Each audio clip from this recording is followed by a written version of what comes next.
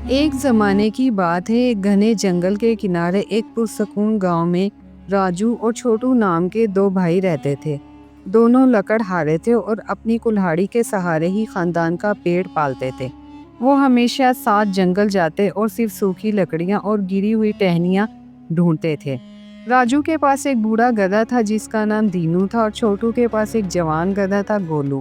دونوں اپنے اپنے جانوروں پر لکڑیاں لاد کر بازار لے جاتے اور مشکل سے گزر بسر کرتے تھے۔ ایک رات تیز آندھی اور بارش آئی۔ راجو کو امید تھی کہ کل انہیں کافی ساری آندھی میں ٹوٹے ہوئے درخت اور گری ہوئی لکڑیاں ملیں گی۔ صبح ہوتے ہی راجو جلدی سے چھوٹو کے گھر گیا۔ چھوٹو، جلدی اٹھو، ہمیں جلدی سے جنگل جانا ہوگا، آج جنگل میں کافی درخت گرے ہوں گے۔ چھوٹو نے کہا، ٹھیک ہے راجو، تم دینو اور گولو کو تیار کرو، میں ابھی آتا ہوں۔ اور ہمیشہ کی طرح دونوں بھائی جنگل کی طرف لکڑیاں کاٹنے چل پڑے۔ وہ تھوڑی دیر چلتے ہیں لیکن انہیں کوئی بھی سوکھا درخت نہیں مل رہا تھا۔ وہ جنگل میں کافی اندر تک چلے جاتے ہیں، بہت مشکل سے انہیں تھوڑی سی سوکھی لکڑیاں ملی، لیکن انہیں کوئی بھی سوکھا درخت نہ مل سکا جسے وہ ڈھونڈ رہے تھے۔ راجو ٹہنیوں کے بیچ میں سے سوکھی لکڑیاں چن رہا تھا جبکہ چھوٹو ایک بڑے ہرے درخت کو دیکھ رہا تھا۔ اس کی آنکھوں میں ایک عجیب سی چمک تھی، جیسے اسے کوئی خزانہ مل گیا ہے۔ راجو، کب تک ہمیں سوکھی لکڑیوں کی تلاش میں بھٹکتے رہیں گے؟ دیکھنا، ہمیں کتنی مشکل سے تھوڑی سی لکڑیاں ملتی ہیں اور وہ بھی کم دام میں بکتی ہیں۔ اس سے تو ہمارا گزارا بھی ٹھیک سے نہیں ہو پا رہا۔ چھوٹو، لیکن ہم اور کر بھی کیا سکتے ہیں، ہمیں ایسے ہی اپنا گزارا کرنا ہوگا۔ دیکھ بھائی، کتنا اچھا درخت ہے، اگر اسے بازار میں بیچا تو بہت اچھی قیمت ملے گی۔ اس سے تو ہم 2-3 دن آرام سے گزارا کر سکتے ہیں بغیر کسی فکر کے۔ راجو، پر بھائی، یہی تو ہمارا اصول ہے، ہمارے والد نے بھی ہمیں یہی سکھایا تھا کہ جنگل کا بغیر کسی نقصان کے ہی اس کا فائدہ اٹھانا چاہیے۔ ہرے درخت کاٹنا ٹھیک نہیں۔ چھوٹو، ٹھیک نہیں؟ ارے یہ بڑا سا ہرا درخت دیکھ، اسے کاٹیں تو ایک ہی بار میں اتنی لکڑی مل جائے گی جتنی ہمیں پورے دن سوکھی لکڑیوں میں بھٹکنے پر نہیں ملتی۔ سوچو، اس سے ہم کتنی جلدی امیر بن سکتے ہیں۔ نہیں چھوٹو، ایسا مت سوچو، ہرے درخت جنگل کی جان ہوتے ہیں، اگر ہم انہیں کاٹیں گے تو جنگل مر جائے گا اور پھر ہم کہاں جائیں گے، ہمارے جانور کہاں جائیں گے، فطرت کا کیا ہوگا؟ یہ صرف ہماری نہیں، پورے گاؤں کی زندگی کا سوال ہے۔ ارے چھوٹو، یہ علم کی باتیں، یہ سب کتابی باتیں ہیں۔ ہمیں پیٹ بھرنا ہے اور پیٹ بھرنے کے لیے کچھ تو کرنا ہی پڑے گا۔ سوچو، اگر ہم ایسے 4 ہرے درخت کاٹ لیں تو ہفتے بھر کی چھٹی ہو جائے گی اور پیسہ بھی خوب ملے گا۔ ہم روز روز اس جنگل میں بھٹکنا نہیں پڑے گا۔ نہیں بھائی، میں اس میں تمہارا ساتھ نہیں دے سکتا، مجھے اپنے اصولوں سے زیادہ کچھ پیارا نہیں، میں اپنے والد کے دیے ہوئے وعدے کو نہیں توڑ سکتا۔ دونوں کافی وقت تک ایک دوسرے کو سمجھاتے رہے، یہ باتیں کب بحث میں بدل گئی پتہ ہی نہیں چلا۔ راجو اپنی بات پر اڑا رہا اور چھوٹو اپنے لالچ میں اندھا ہو چکا تھا۔ تو ٹھیک ہے، تم اپنے اصولوں کے ساتھ سوکھی لکڑیاں ڈھونڈو، میں اپنے طریقے سے کام کروں گا، اب سے ہمارا راستہ الگ ہے۔ اسی دن سے دونوں بھائیوں کے بیچ ایک گہری دراڑ پڑ گئی۔ چھوٹو کے دل میں لالچ گھر کر گیا تھا اور اس نے اپنے بھائی کے الفاظ کو سننا بند کر دیا تھا۔ اگلے دن صبح چھوٹو ایک نئی چمکتی ہوئی کلہاڑی لے کر جنگل گیا۔ اس کی آنکھوں میں ایک نئی چمک تھی، لیکن یہ چمک لالچ کی تھی۔ وہ سیدھا ہرے بھرے درختوں کی طرف بڑھا، جیسے کوئی شکاری اپنے شکار کی تلاش میں نکلا ہو۔ آج سے میں اپنی مرضی کا مالک ہوں، ہرے درخت کاٹنا زیادہ آسان ہے اور اس میں پیسہ بھی زیادہ ہے۔ راجو کو کیا معلوم اصلی کمائی کیسے ہوتی ہے۔ چھوٹو نے بے رحمی سے درخت کاٹنا شروع کر دی ہے۔ ہرے درخت اسے آسانی سے مل جاتے تھے اور ان کی لکڑی بھاری ہونے کی وجہ سے بازار میں اچھے دام پر بکتی تھی۔ وہ ڈھیر ساری لکڑیاں اپنے گدھے گولو پر لاد کر لے جاتا اور اچھا پیسہ کماتا تھا۔ لکڑیاں لو، لکڑیاں لو، تبھی چھوٹو کے پاس ایک سیٹھ آتا ہے۔ اے بھائی، یہ لکڑیاں کس بھاؤ میں دی جا رہی ہیں؟ مجھے اپنی فرنیچر کی دکان کے لیے اچھی لکڑی چاہیے ہے۔ سیٹھ جی، بہت مضبوط لکڑی ہے، آج ہی کاٹ کر لایا ہوں، 50 روپے فی کلو دے دوں گا۔ ہاں ٹھیک ہے، لکڑی تو بہت اچھی ہے، میں ابھی اپنی بیل گاڑی لے کر آتا ہوں اور لکڑیاں لے جاتا ہوں۔ شام تک چھوٹو نے ساری لکڑیاں بیچ دی تھی اور اسے بہت اچھا منافع ہوا تھا۔ वो खुशी खुशी घर चल पड़ा। कुछ ही दिनों में छोटू के घर में खुशहाली बढ़ने लगी।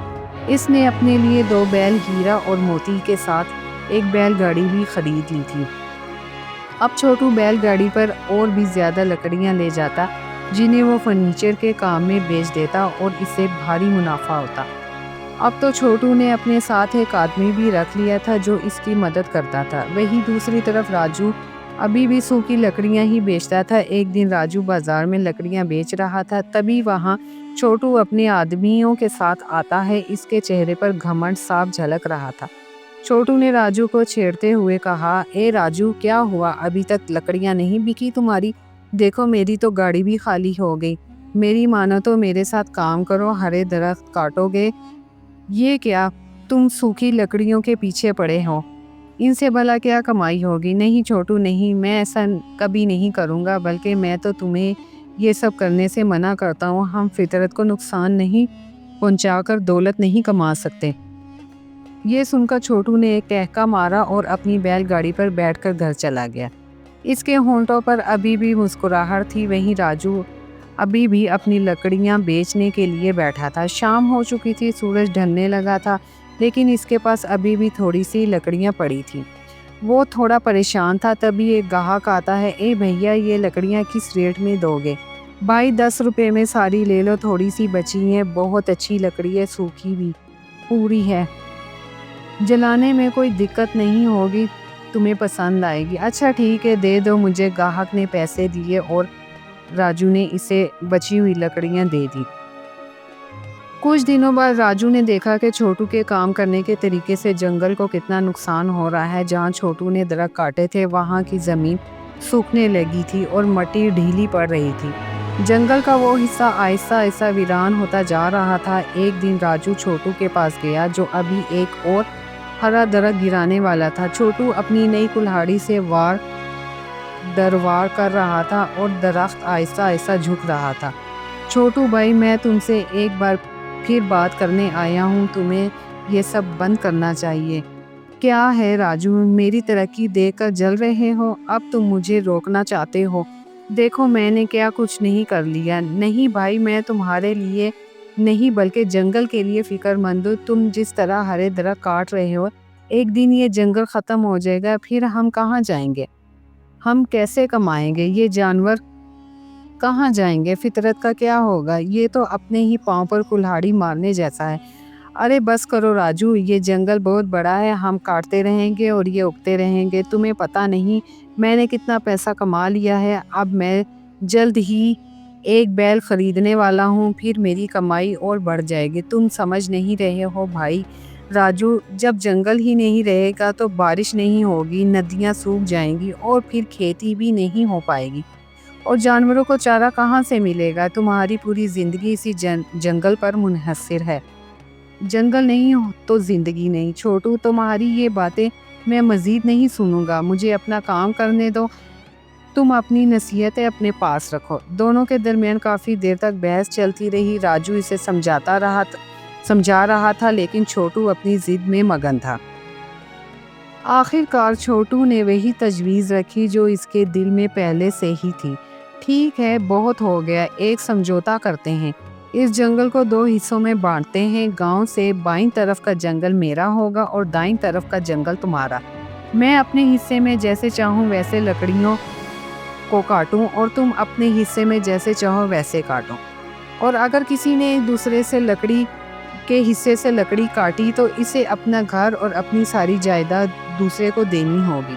बोलो, मंजूर है? अगर तुम डरते हो तो इनकार कर दो। राजू को ये शर्त अजीब लगी, पर इसे लगा कि शायद यही एक तरीका है जंगल के एक हिस्से को बचाने का। ठीक है, मंजूर है मुझे अपनी मेहनत पर भरोसा है। और इस तरह जंगल को 2 हिस्सों में बांट दिया गया। राजू अपने हिस्से में सिर्फ सूखी लकड़ियां काटता रहा और जहाँ एक दरख्त कटता, इसकी जगह वो 2-3 नए पौधे लगा देता। वो जंगल की देखभाल करता। नतीजा ये हुआ कि राजू की तरफ का जंगल हरा भरा और घना होता गया। वहाँ तरह तरह के परिंदे और जानवर आते और हवा में ताजगी बनी रहती। वही छोटू अपनी तरफ के जंगल में बेरहमी से हरे दरख्त काटता रहा। इसने अपने हिस्से में एक भी नया पौधा नहीं लगाया। कुछ ही वक्त में छोटू के हिस्से का जंगल वीरान होने लगा। हरियाली गायब होती जा रही थी और इसकी जगह सिर्फ ठोस और सूखी मिट्टी दिखाई देती थी। छोटू का लालच बढ़ता गया और वो और तेजी से दरख्त काटता गया, जैसे इसे दुनिया की कोई फिक्र ही ना हो। लेकिन धीरे धीरे इसे अपने कर्मों का फल मिलना शुरू हो गया। जहाँ छोटू ने दरख्त काटे थे वहाँ की ज़मीन कमज़ोर और मिट्टी ख़राब हो गई। दरख्तों की जड़ें मिट्टी को बांधे रखती हैं, लेकिन दरख्त कटने से मिट्टी ढीली पड़ गई थी।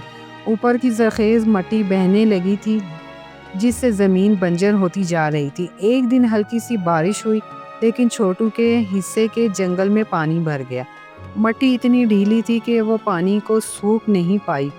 जगह जगह छोटे छोटे गड्ढे बन गए और रास्ता कीचड़ से भर गया।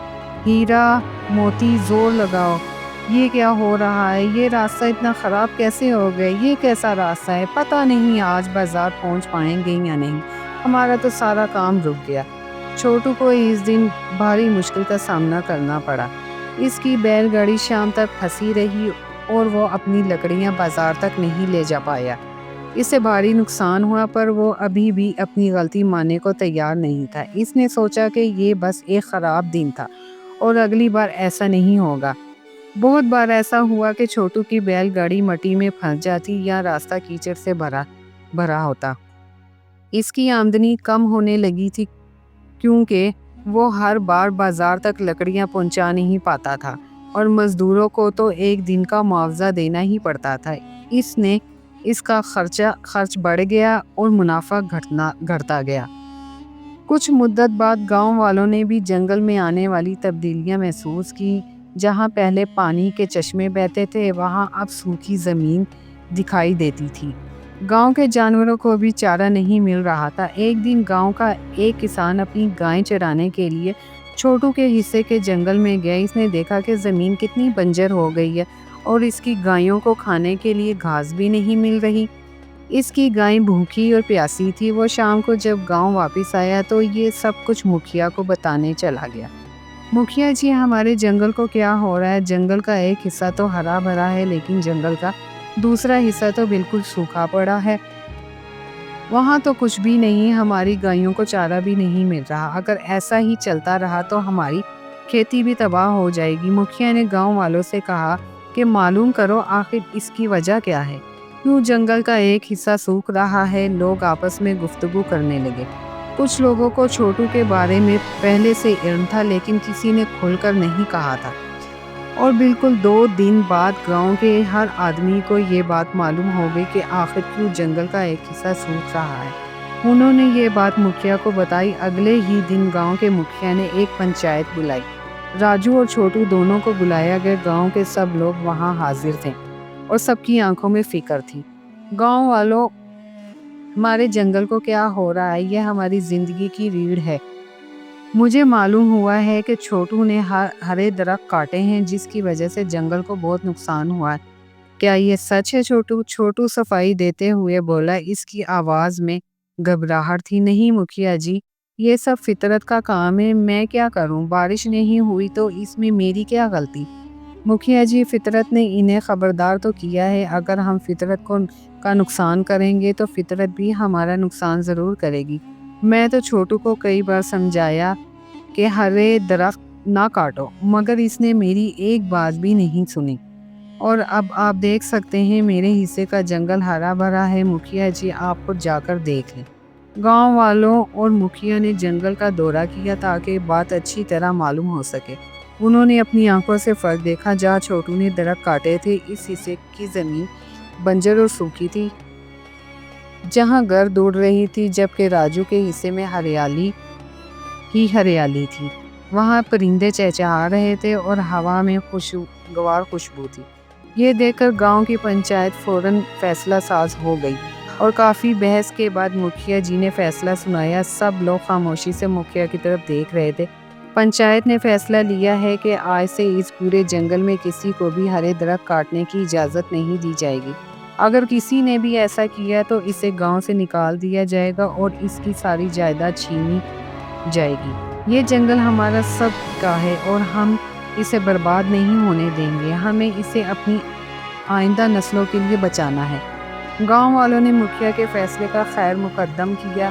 چھوٹو کا چہرہ اتر گیا۔ اس کی لالچ کی وجہ سے اب اسے کوئی بھی ہرا درخت کاٹنے کی اجازت نہیں دیتا تھا اور اسے اپنی غلطی کا احساس ہونے لگا تھا۔ چھوٹو کے پاس اب کوئی راہ نہیں تھی۔ وہ راجو کے حصے کے جنگل میں بھی نہیں جا سکتا تھا کیونکہ اس نے راجو سے معاہدہ کیا ہوا تھا اور اسے اپنا گھر اور جائیداد کھونے کا ڈر تھا۔ اس نے اب ایمانداری سے سوکھی لکڑیاں ڈھونڈنی شروع کی، مگر اس کے حصے کا جنگل تقریباً خالی ہو چکا تھا۔ وہاں سوکھے درخت بھی بہت مشکل سے ملتے تھے۔ چھوٹو کو اب بہت تھوڑی لکڑیاں ملتی تھی جس سے اس کی آمدنی بہت کم رہ گئی۔ اس کے بیل، ہیرا اور موتی بھی اب زیادہ کام کے نہیں رہے کیونکہ جنگل میں اٹھانے کو لکڑی ہی نہیں تھی۔ ان کے پاس کھانے کے لیے بھی کافی چارہ نہیں تھا۔ چھوٹو کے پاس اب کوئی راستہ نہیں تھا۔ اسے اپنی غلطی کا گہرا احساس ہوا۔ وہ رات دن اپنی غلطیوں کے بارے میں سوچتا رہتا تھا۔ اس کا گھمنڈ پوری طرح ٹوٹ چکا تھا۔ اب میں کیا کروں؟ مجھے تو سوکھی لکڑیاں بھی نہیں ملتی۔ میرا تو سب کچھ چلا گیا۔ میں نے سب کچھ برباد کر دیا۔ وہیں دوسری طرف راجو کے حصے کا جنگل ہرا بھرا اور گھنا تھا۔ اسے سوکھی لکڑیاں آسانی سے مل جاتی تھیں کیونکہ جنگل میں درخت زیادہ تھے اور فطرت کا توازن برقرار تھا۔ راجو نے اپنی محنت اور ایمانداری سے پیسہ کمایا۔ اس نے اپنے گدھے دینو کی جگہ 2 صحت مند بیل خرید لیے، بالکل ویسے ہی جیسے پہلے چھوٹو کے پاس تھے۔ راجو اب اور گہرے جنگل میں جا کر سوکھی لکڑیاں کاٹتا جہاں اور بھی اچھی لکڑی ملتی تھی۔ اس کی آمدنی بڑھتی گئی۔ اس نے اپنی پرانی جھونپڑی کی جگہ ایک بڑا پکا گھر بنایا۔ اب راجو ایک امیر آدمی بن گیا تھا۔ اس نے اپنی لکڑیوں کی ایک بڑی دکان بھی کھولی جہاں وہ صرف پائیدار اور ماحولیاتی طور پر موافق لکڑی بیچتا۔ لوگ اس کی ایمانداری اور کام کی تعریف کرتے تھے۔ وہ گاؤں میں ایک مثال بن گیا تھا۔ ایک دن چھوٹو راجو کی نئی دکان پر آیا۔ وہ اداس اور تھکا ہوا لگ رہا تھا، آنکھوں میں پچھتاوا تھا۔ راجو جو اپنے بھائی کی حالت دیکھ کر افسردہ تھا، دکان کے اندر سے باہر آتے ہوئے اپنے بھائی کو گلے لگا لیا۔ راجو، میں تم سے معافی مانگنے آیا ہوں۔ لالچ نے میرا سب کچھ چھین لیا۔ آج میں غریب ہو گیا ہوں اور تم دیکھو کہاں پہنچ گئے۔ مجھے معاف کر دو بھائی، تمہیں اپنی غلطی کا احساس ہو گیا، یہی بڑی بات ہے۔ میں نے تم پر کبھی کوئی تلخ بات نہیں کی۔ مجھے خوشی ہے کہ تم نے سبق سیکھ لیا۔ راجو نے چھوٹو کو اپنی دکان میں کام دیا اور اسے ایک نئی شروعات کا موقع دیا۔